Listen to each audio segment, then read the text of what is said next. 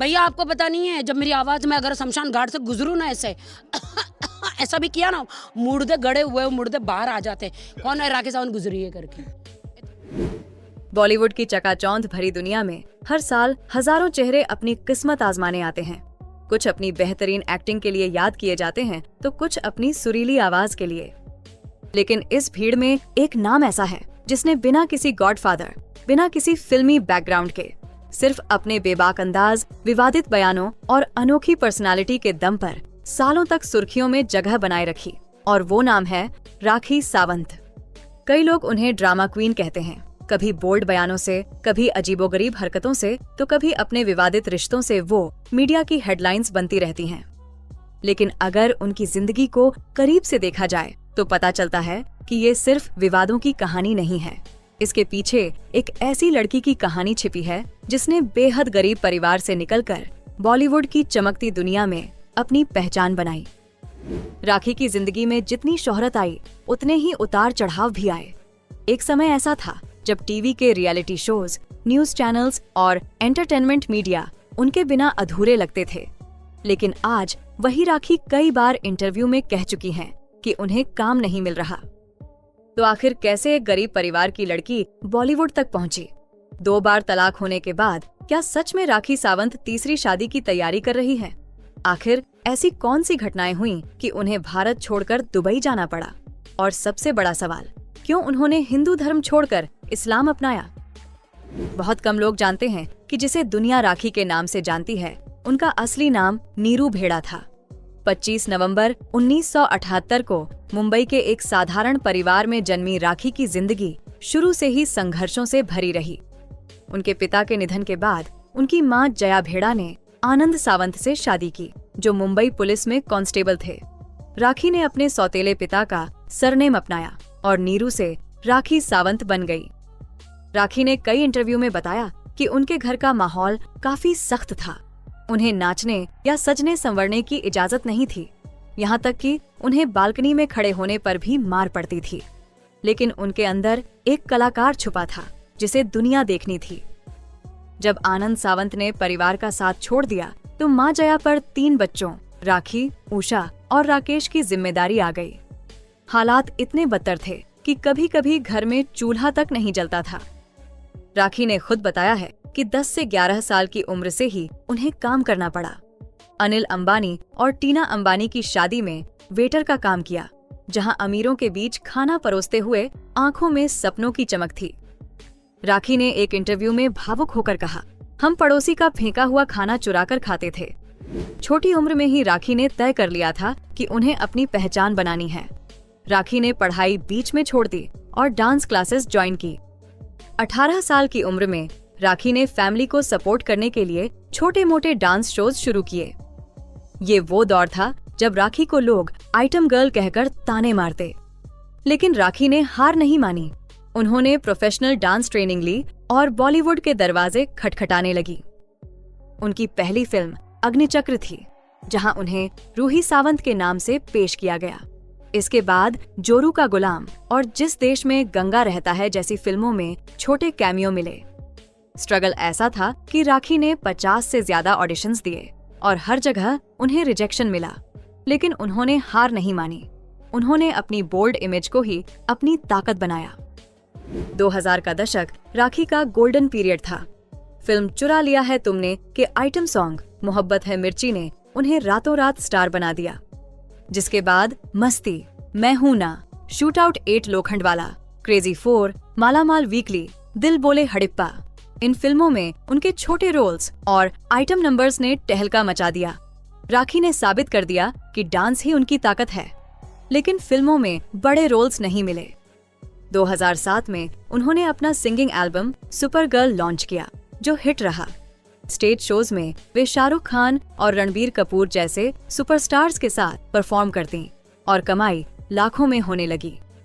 लेकिन असली सुपरस्टारडम आया रियलिटी शो से। साल 2006 में बिग बॉस के पहले सीजन ने उन्हें घर घर में फेमस कर दिया। शो में उनके बोल्ड डायलॉग्स, डांस परफॉर्मेंस और इमोशनल ब्रेकडाउन्स ने दर्शकों को हुक कर लिया, जहां वो टॉप 4 तक पहुंची। राखी बाहर आईं तो ड्रामा क्वीन का ताज पहन चुकी थी। उसके बाद तो सिलसिला शुरू हो गया। कॉमेडी का बादशाह, नच बली 3 और फिर बिग बॉस के हर सीजन में गेस्ट अपीयरेंस। राखी का स्वयंवर। साल 2009 में टीवी के इतिहास में पहली बार किसी एक्ट्रेस ने नेशनल टेलीविजन पर अपना दूल्हा चुनने के लिए शो किया, जिसने टीआरपी के सारे रिकॉर्ड तोड़ दिए। 16 लड़कों में से एलेश परुजनवाला को उन्होंने अपने दूल्हे के रूप में चुना। राखी ने बाद में बताया कि उन्होंने ये शो सिर्फ पैसों और शोहरत के लिए किया था, न कि शादी के लिए।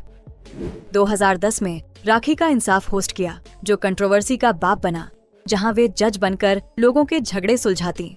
लेकिन इसी शो में जब उन्होंने एक कंटेस्टेंट को नपुंसक कहा तो उसने खुद की जान ले ली, जिस कारण इस शो को बंद करना पड़ा और राखी को लीगल एक्शन का सामना करना पड़ा।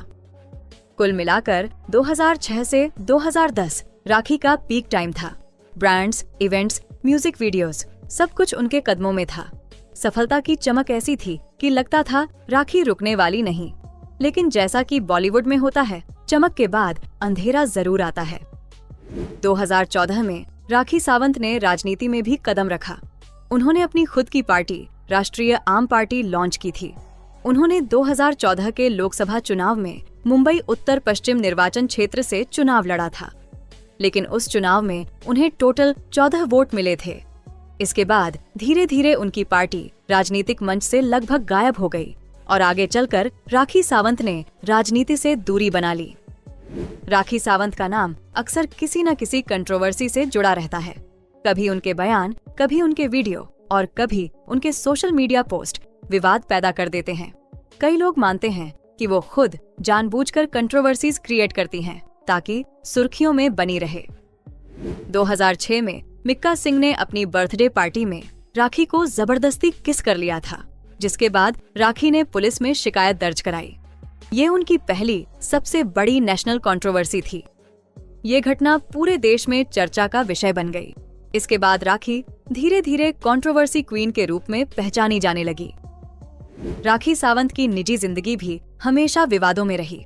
राखी ने 2019 में दावा किया कि उन्होंने एक एनआरआई बिजनेसमैन रितेश सिंह से शादी कर ली है।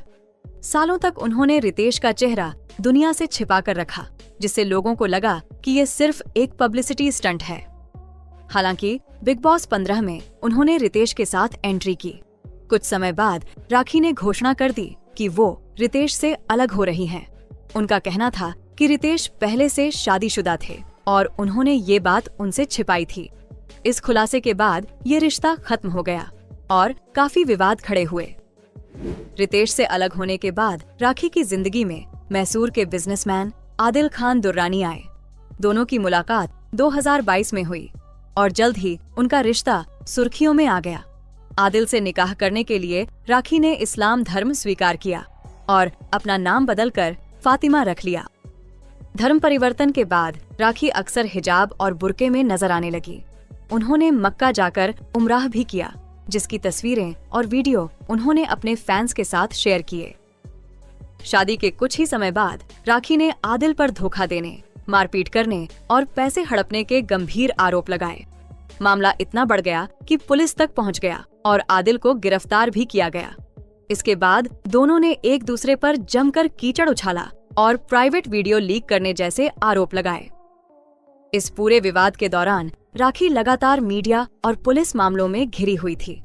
कहा जाता है कि अपनी मां की मृत्यु के बाद वो एक कठिन दौर से गुजरी थी।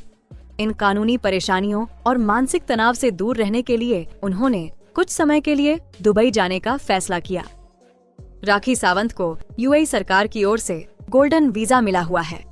ये वीजा उन्हें दुबई में रहने और वहां स्वतंत्र रूप से काम करने की कानूनी अनुमति देता है। भारत में कई बार उनके खिलाफ कई विवादित मामलों में एफआईआर दर्ज हुई है। ऐसे में दुबई उनके लिए एक सुरक्षित ठिकाना बन गया, जहां वो भारतीय कानूनी झमेलों से थोड़ी दूरी बनाकर अपना नया जीवन शुरू कर सकी। दुबई में उन्हें एक रियल एस्टेट कंपनी से जुड़ने का ऑफर मिला था। रिपोर्ट्स के मुताबिक वो वहां एक कंपनी के लिए प्रमोशन और मार्केटिंग का काम कर रही थीं। कुछ समय के लिए उन्हें उस कंपनी की ब्रांड एम्बेसडर भी बताया गया। राखी ने कहा था कि वो दुबई में मेहनत करके एक नया करियर बनाना चाहती है ताकि वो आर्थिक रूप से मजबूत हो सके।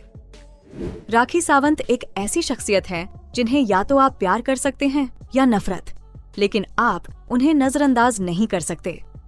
क्या आपको लगता है कि राखी वास्तव में एक ड्रामा क्वीन है, या वो बस एक ऐसी महिला है जिसने जिंदगी के थपेड़ों से लड़ना सीख लिया है? एक वेटर से लेकर बॉलीवुड की सबसे चर्चित हस्ती बनने तक का उनका सफर ये साबित करता है कि अगर आपके अंदर जिद है तो आप पूरी दुनिया को अपने इशारों पर नचा सकते हैं।